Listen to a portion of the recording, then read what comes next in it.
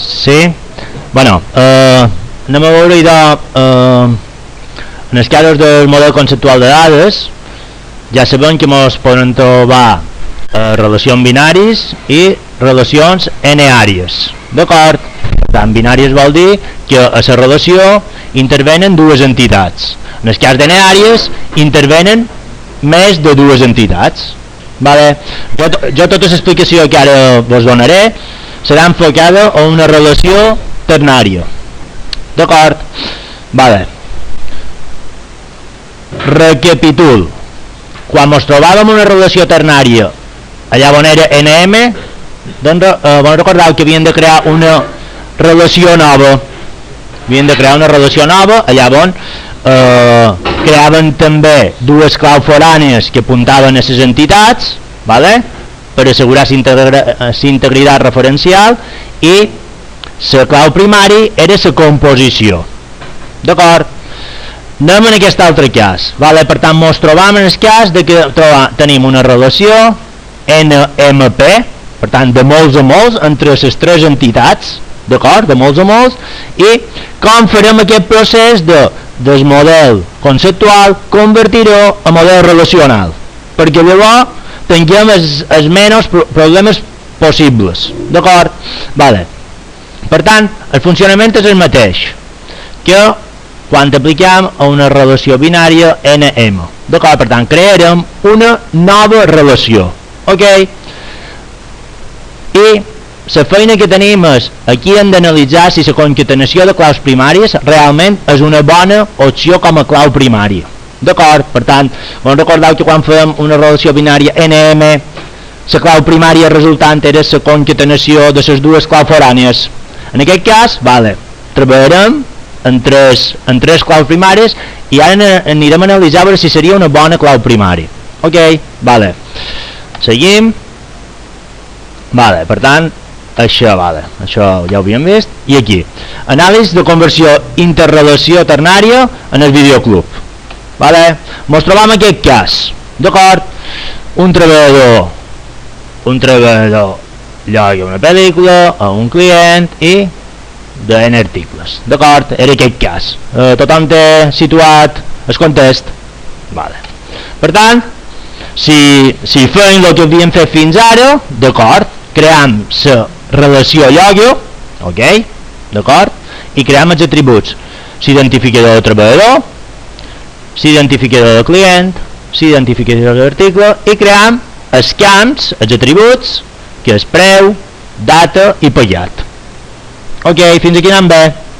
Seria el trasllat automàtic, el procés automàtic, l'algoritme que aplicam a l'hora de fer aquesta conversió. Seguim. La pregunta primera és, la clau primària pot ser la concatenació de les tres claus forànies, en el nostre cas. Què deus? Ho pot ser, no ho pot ser? En aquest cas, un lloguer bé identificat donat un treballador, un client i un article. Sí. A veure, i què passa? Pot ser que, en aquest cas, pot ser que un client llogui la mateixa pel·lícula i la despatxi amb el mateix treballador un any més tard. Sí o no? Per tant, allò, la primera composició que han creat de claus no ens funciona en aquest cas, sí o no? En el nostre cas de lloguer ens bastaria? No. Sí o no? Perquè són dos lloguers distints que han intervingut els mateixos components, treballador, client, article.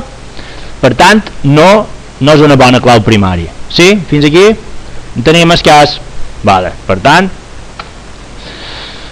tot depèn de la semàntica de l'univers de discurs, haurem d'esbrinar quina és la millor clau primària, d'acord? Tenim un problema i anem a veure quina seria la millor solució. Entesos? Perquè en aquest cas la concatenació no és suficient. No és suficient perquè si no aquella triada només se permetria una vegada, per tant estem restringint el model nostre, com funciona. Ok? Seguim. Preguntes que m'ho haurien de fer. Un treballador o una data pot llogar el mateix article? Un treballador o una data pot llogar el mateix article? Té sentit? Sí. un treballador o una data pot llogar el mateix article.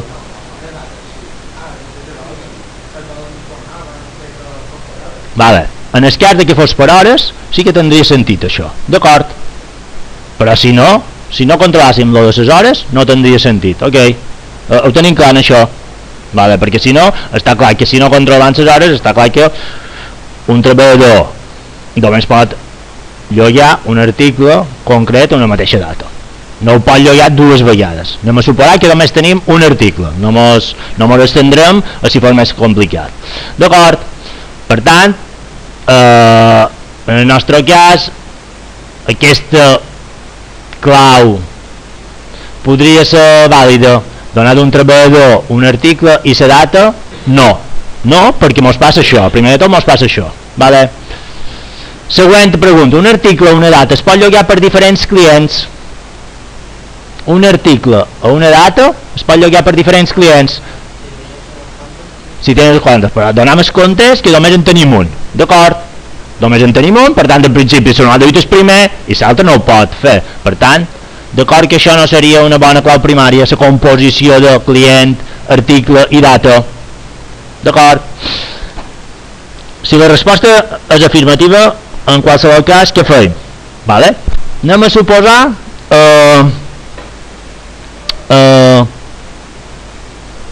que en aquesta casuística no mos convenç, no puc fer això, aquestes combinacions que intentem fer no funcionen, per tant, solució, crearem un camp per identificar els lloguers que pot ser lloguer ID i que sigui un enter automàtic i serà la clau primària. Podria ser això, igual que quan tenim clients a vegades no utilitzem el DNI i li assignem un número numèricament, vale? Que s'autoincrementa, en aquest cas decidim aquesta opció, per tant, cada lloguer tindrà assignat un numeret i amb aquest numeret identificarem la resta de dades. Sí, queda clar, seria com número de lloguer, l'identificador de lloguer. Sí, fins aquí anem bé. Que necessitem alguna més aquí. Aquí no mos basta amb el que mos ve heredat. Amb el que mos ve heredat no mos basta, per tant necessitem qualque cosa més. Ok, com quedaria això? Vale? Anem a suposar que farem aquesta operació. Jo crec, bona excursó, creem el camp lloguer ID, que si vos hi fixeu és únic, 1, 2, 3, 4, 5, i en aquest cas la primera fila va despatxar el treballador 1, article 1 i el client 1. Ok, a la data 20 de febrer mos val 10 euros i me l'ha pagat. Fins aquí ho tenim clar. Sí? Sí, al final si te fijas está relacionada. He dicho las tres claves foráneas, que son treballador, article ID i client, perdó, i a més el lloguer que ens identifica cada una de les tuples, perquè si no, no hi ha manera. En aquell cas, perquè si no, el que ens passava abans, que no podríem crear amb aquella triada dues files distintes que podrien passar a diferents dates, simplement. Vale. És una relació, però l'hem convertida en una relació, d'acord? El lloguer era una interrelació, d'acord? Entre tres entitats, i en un moment donat l'hem convertit en una relació, vale? Perquè quan ho convertim tot a base de dades, tot passa en el model relacional, que tots són relacions, i llavors transformant de relacions a taules, vale? Bon, recordeu? Vale. Per tant, ok, fem aquesta operació. Com podem observar, es produeixen redundàncies. Si volguéssim modificar que el lloguer 1 no s'ha pagat, hauríem de modificar les tres tuples. Què vull dir amb això? Vale, anem a analitzar les tres primeres files. D'acord? Les tres primeres files, si voleu veure, les ha despatxades el treballador 1 en el mateix client, per tant vol dir, i ha llogat aquests tres articles. D'acord? Per tant, jo m'he presentat, hi havia un Òscar que me tenia, i li vull les tres pel·lícules aquestes, les millors. Ok? Per tant, a data 20 de febrer, ok? A preu 10 euros, pat 10 euros, he dit Òscar 10 euros, i liquidat, i no Òscar me marca pagat, en tot l'ha pagat. Fins aquí bé. Quin problema me suposa això? A un moment donat anem a suposar que no Òscar, que no tinc dos bés, un moment donat he pagat i no tinc dos bés, que he d'anar a pagar no sé què, i diu Òscar, te pagaré en torna. Vale? Aquestes tres files que un moment donat s'han ingerit, d'acord? Jo torno enrere i dic no. Què me passa? Que he de modificar tres files per fer aquesta operació. Ok, entenem un poc el problema, encara no ho veig, però enteneu el concepte. Per tant, he de modificar aquestes tres, igual que el preu, igual que la data. Si hagués de modificar qualsevol d'aquestes informacions, hauria de modificar tres files. Añadir más filas. ¿Por qué? Pues, ¿qué me dirías? Que... Vale, però, sí, a veure, no me suporà. Me passa això en Òscar, jo. Som el client 1 i en Òscar és treballador 1, ok? Si tu me crees una fila nova, ¿qué pasará en nuestro sistema? D'acord, se creará la fila 6. Con trabajador Òscar, código 1, artículo, no me suporà, las tres, tengo que repetir las tres filas. Artículo 1, cliente 1, que son yo, 20 de febrer, preu, 10, y no pagat. Per tant, ¿qué hago con esta fila? ¿De acuerdo? La puedo meter, pero le voy a eliminar esto. ¿Sí o no? Perquè si no, en el final, que tindrem registrat? Que en todo, que això ja, en aquest cas, que en todo haya ya 4 articles. Si no lo eliminamos, tendría que en todo haya 4 articles en Òscar, dia 20 de febrer, i n'hi ha 3 que estan pagats i un que no. Vale? Per tant, no tindria sentit. Entenem un poc el problema, no sé si m'he explicat bé, però bueno, si idea és això. Per tant, què me passa amb això? No acaba de funcionar. D'acord, no acaba de funcionar. Vale? Això me passaria el mateix en la data i el preu. Ok. Me passaria exactament el mateix. Hem de suposar que modific la data per lo que sigui. M'interessa modificar la data o el preu. D'acord. Una pregunta.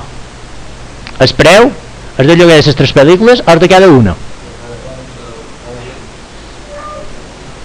Cada una. Vale, bé, hi ha diversitat d'opinions. Vale, jo suposaré que és el preu total, vale? Perquè m'he basat en el preu total. En el final, què faig? Jo simplement pag 50 euros de lloguer. No me preocup si aquest en val 5, 10 i 15, sí o no? A més, les tarifes anaven associades a clients, varen quedar. Vale? Per tant, bueno. Seguim. Altra opció per la clau primària. Podria ser que un moment donat jo creï un lloguer ID, d'acord? Un identificador per identificar el lloguer i combinat, concatenat en l'article. D'acord? Tindria sentit això. Per tant, què voldria dir això? Donat el mateix lloguer, si verificeu aquí, d'acord? Ja, quan jo vaig a llogar les pel·lícules, jo ja només tenc un lloguer, que és el número 1. D'acord? Per tant, m'identifica les 3 files, els 3 articles que jo vull utilitzar, que en aquest cas són su, 10 i 11. Entesos, per tant, que la concatenació, en aquest cas, mos aniria bé. D'acord? Ja que un mateix lloguer no poden llogar dues vegades el mateix article en el nostre context, d'acord? Per tant, té sentit, donat un lloguer, identificam el lloguer i les diferents pel·lícules, en aquest cas 1, 10 i 11, que jo lloc. Vale? Ok. Tenim el mateix problema a l'hora d'utilitzar aquesta informació. Me passa exactament el mateix, d'acord? Que aquesta versió m'agrupa el meu lloguer, per tant això és important, d'acord? Perquè aquest lloguer és el mateix, vale? En les diferents files d'articles. Per tant, sí que té més sentit aquest que l'altre. Vale? Vale. Què és la normalització? D'acord, com vist el problema, què és la normalització? Hi ha una sèrie de regles que quan el senyor Edgar Code, que va ser el que va proposar el model relacional, va dir, bueno, totes les relacions han de complir una sèrie de regles, i si compleixen aquestes regles no tindrem problemes de duplicitat, d'integritat, a nivell de base de dades. Ok, entonces, per tant, bueno, ell va crear una sèrie de normes. La primera, forma normal, que significa que tot atribut agafa només un únic valor, és atòmic, d'acord? Per tant, només podem ficar dins cada atribut un valor. Quan m'he xerrat, pues aquí en ficarem 2, no té sentit, no estem complint la primera forma normal, d'acord? A qualsevol moment, a qualsevol exemple m'ha dit, pues metem els 2, no, només a cada atribut a una fila només podem ficar un valor que és atòmic. Sí, fins aquí bé. Martín, he dit que les pantalles apagades, però és mentida. Però és mentida, estic gravant un vídeo i m'has d'interrompre fent això. No, ja, vale, ja sé que no eres, ja sé, ha arribat tard, però és mentida. Vale, queda clar, la primera forma normal, tot valor és atòmic, que tinguem present això.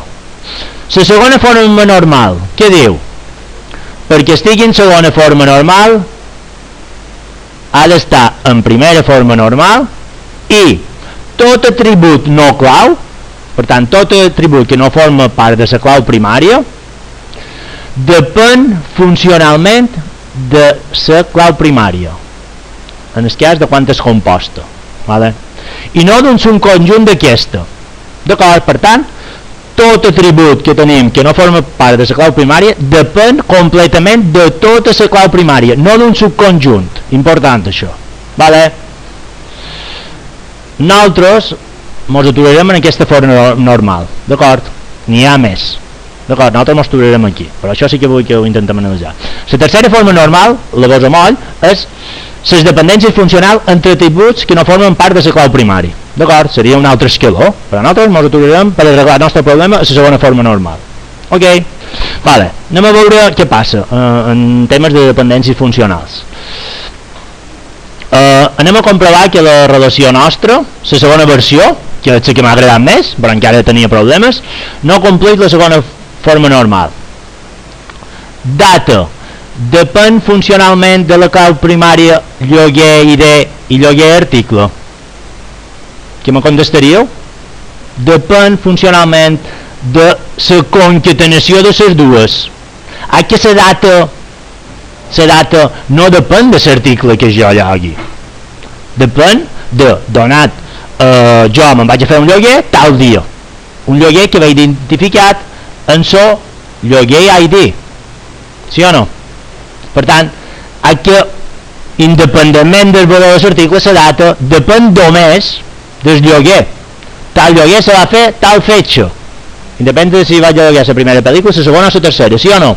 Ok, per tant, aquí si verifiqueu, la meva clau, jo he trobat un atribut que no depèn de tota la clau primària, sinó d'un subconjunt. Per tant, aquí tinc un primer problema, no està en segona forma normal. Ok, i si analitzem més endavant, el mateix passa en la resta d'atributs de la relació. El lloguer anem a suposar que està pagat o no pagat, tot. No paguem una pel·lícula a l'altra, sí o no? De què depèn? Del lloguer, no de l'article en qüestió. Per tant, tots aquests atributs d'aquí ens està passant el mateix. D'acord? El número de lloguer determina la data, si està pagat, el preu, el client i l'operari. Entesos? Vale. Aneu molt perduts. Sí, bueno, pues vamos a seguir. Vale. Seguim. Ok.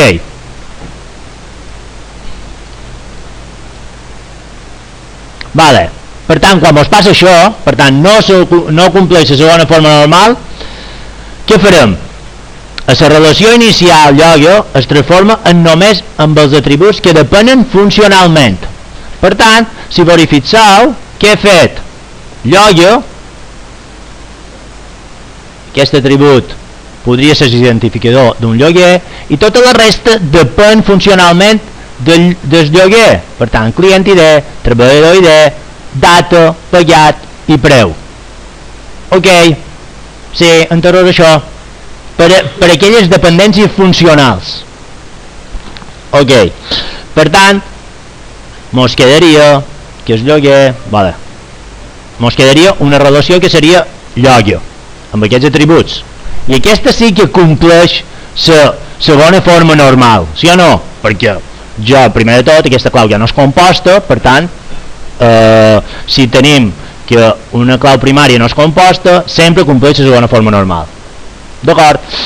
Què me queda aquí ara? Me queda arreglar l'article. L'únic atribut, si verifiqueu, que no depenia del lloguer era l'article que llogava. Per tant, com ho faré? Crearé una nova relació lloguer-articles, allà on, de qualque manera, de qualque manera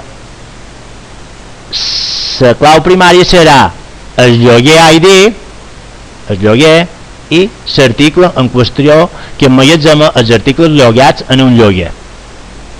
Ok.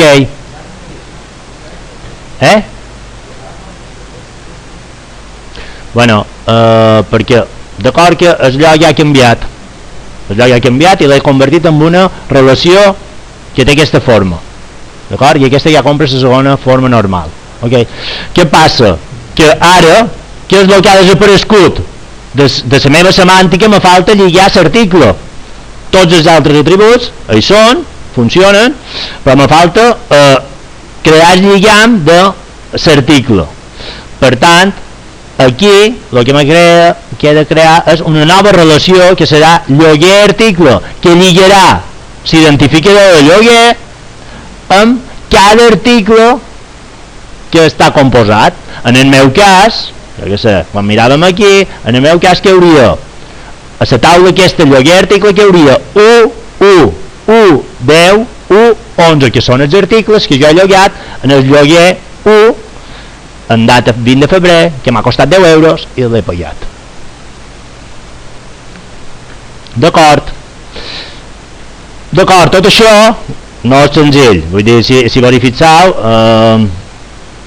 ha estat un procés laboriós. Vull dir, és vera, no és senzill, però vull que ho entengueu un poquet. D'acord, amb experiència haguéssim arribat en aquest model entitat-relació. Vale, llavors te respon. Què vull dir amb això? Que quan estem basats a modelar dades, l'experiència ens diu que quan nosaltres vam fer la relació ternària, el que havíem d'haver creat és una entitat que és lloguer. I un lloguer és d'un client, un lloguer realitzat per un client pot fer molt de lloguers, i un treballador despatxa en els lloguers, i un lloguer és d'un i només està despatxat per un treballador. Okay. I llavors aquest lloguer ho relaciona amb els articles. Per tant, donat un lloguer pot ser que hi hagi un article AN, i donat un article pot ser que estigui a un lloguer o a molt de lloguers. D'acord? Si ho haguéssim fet d'aquesta manera, la transformació, com que no m'haguessin sortit relacions, interrelacions ternàries, ja està més fàcil. Entonces, el problema és trobar aquesta manera. Ok, dubtes, Joan?